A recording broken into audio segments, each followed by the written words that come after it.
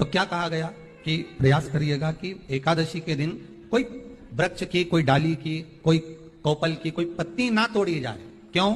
तो कहा अगर उस पत्ती को हम तोड़ देते हैं, वृक्ष की पत्ती को या क्यारे में लगी हुई कोई डाली की पत्ती को हम तोड़ देते हैं तो एकादशी का पुण्य फल प्राप्त नहीं होता।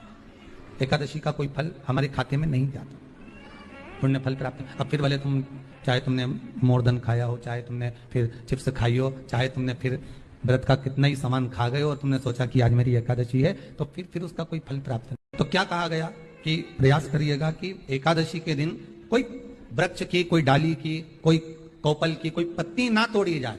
क्यों? तो कहा अगर उस पत्ती को हम तोड़ देते हैं, वृक्ष की पत्ती को या क्यारे में लगी हुई कोई डाली की पत्ती को हम तोड़ देते हैं तो एकादशी का पुण्य फल प्राप्त नहीं होता। एकादशी का कोई फल हमारे खाते में नहीं जाता, पुण्य फल प्राप्त। अब फिर भले तुम